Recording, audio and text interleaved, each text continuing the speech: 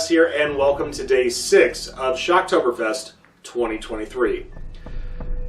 Today's movie, okay, there's a backstory to this one.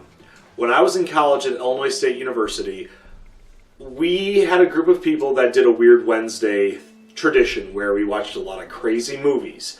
And one of the people in the group is none other than Keith Habsburger from BuzzFeed and the Try Guys.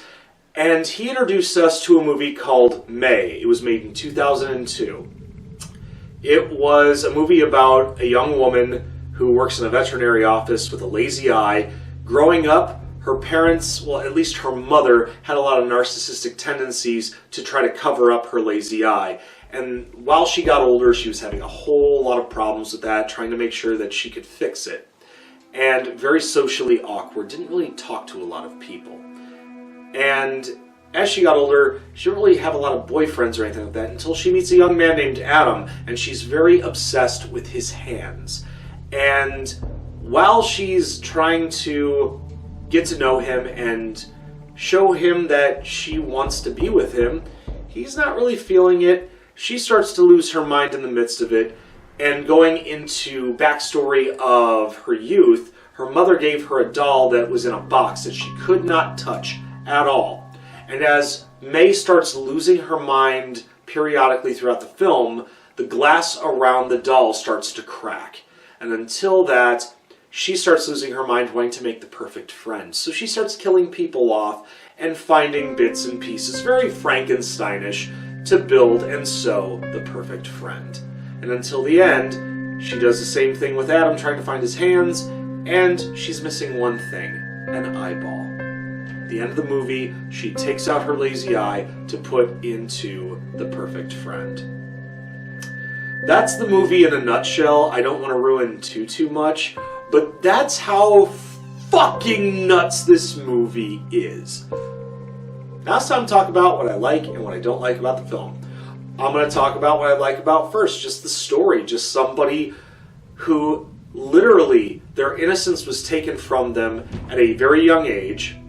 And they had to try to compensate for that by trying to live on their own, be their own person, and also try to put themselves into society at the same time. And unfortunately, that doesn't always work if you're not used to rejection. Another thing I like about this is the cast. You have Angela Bettis playing May, who's done a lot of great work in horror films and outside of horror. You have Anna Faris playing her co-worker at the veterinarian office, who's just a hoot. I mean, this is like right around the same time of Scary Movie, so she has come a long way as well. The man playing Adam is Jeremy Sisto. One of my favorite parts that he's ever played was the male nurse in the movie Suicide Kings. We'll get to that at some point down the line in another review series. Another thing that makes me smile about the cast is Ken Devardian. I believe that's how you pronounce his name. I could be wrong. It's Azamat from Borat. So he plays the boss of May and her coworker Polly, that's played by Anna Faris. And it's just, he never skips a beat. I mean, like literally, I never knew that he was in that movie. And then, because I saw Borat first, and he wasn't speaking English at all. And when I heard him speaking English in this, I'm like, oh wow. That's cool. Now it's time to talk about what I don't like. I mean, there's not really much that I don't like other than the movie does tend to drag a little bit in certain aspects. A lot of it during when May is trying to figure out how to get Adam's attention. And it's not awkward or like bad or boring. It's just you get that anticipation, but the anticipation happens a little bit too much, to the point where you start to take that deep breath back. And whenever there's a scare, you don't get as scared. It's more of a psychological mindfuck. And in this situation, like for a horror movie, I'm looking for a lot of jump scares. And in this one, there wasn't as many. And even when they could have had them, the pace dragged to the point where it's like, okay, never mind. I get it.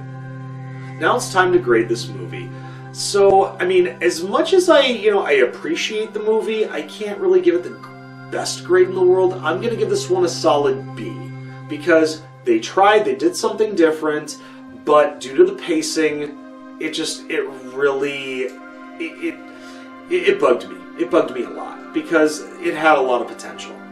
But unfortunately, due to pacing, well, I want to be entertained, but at the same time scared and focused. And in this one, I lost focus sometimes. Well, we hope you enjoyed this quick review of the movie May. Make sure you leave a thumbs up. If you don't agree with everything I say, you can leave a thumbs down. Totally get it. Otherwise, make sure you push that little red button and ring that bell for instant notifications.